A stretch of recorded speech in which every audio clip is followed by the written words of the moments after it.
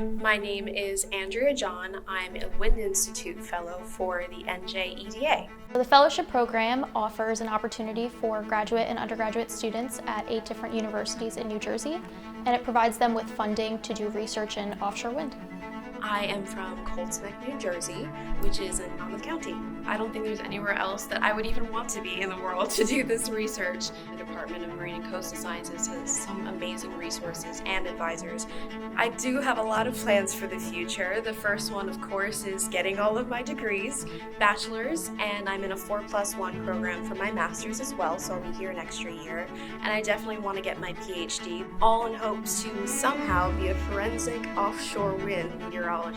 And I would also love to stay in the offshore wind industry. It's new, it's exciting, there's so much research and work to be done that make a difference in the world.